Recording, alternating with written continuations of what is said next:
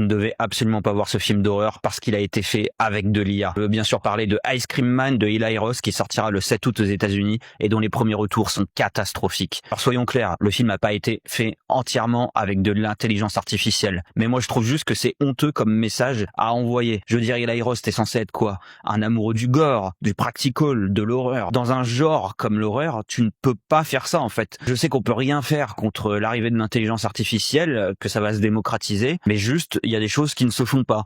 C'est comme Late Night with the Devil qui en avait utilisé un peu par-ci par-là. Là, Eli Roth, il paraît qu'il en a utilisé dans plusieurs scènes, ça fait râler beaucoup de gens à juste titre.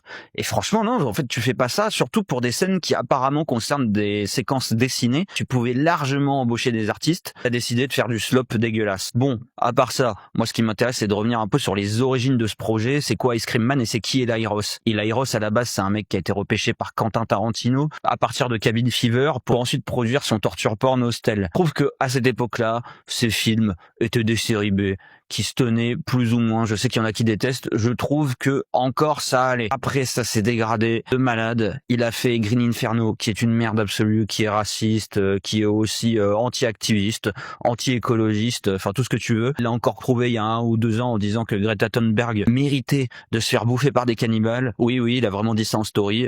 Malade le mec, mais bon, c'est pas grave. Il a aussi fait Knock Knock, qui est une merde absolue. Il a fait Thanksgiving, qui passe, hein, voilà, c'est un slasher con typique, mais c'est sympathique. Et puis après, Borderland, c'est une autre catastrophe industrielle. Bref, voilà, il a une carrière composée à 90% de merde. Encore, si ça s'arrêtait là, mais comme vous l'avez compris, c'est pas un être humain formidable. Il est sioniste, il est fasciste, bref voilà, il soutient plein de positions pas très sympathiques. Donc moi j'ai envie de dire une chose, en fait, il faut faire un choix au bout d'un moment. Soit t'es un humain de merde, mais t'es un artiste compétent, soit t'arrêtes tout, parce que là c'est plus possible en fait. Je veux dire, avant on parlait de séparer l'homme de l'artiste, bon moi c'est pas un truc dans lequel je crois, mais je veux dire, on avait ces débats-là, tu vois. Maintenant, on a des gens comme Luc Besson et comme Eli Roth qui sont à la fois des merdes humainement et en même temps des merdes artistiquement. Ouais, mais rendez-moi Polanski à ce moment-là. Ouais, je sais, c'est une boutade. Tu prends un film de Eli Roth, le mec a des affaires dégueulasses au cul, est une merde, mais son film est une merde aussi. Enfin, voilà quoi, ça commence à faire beaucoup, non?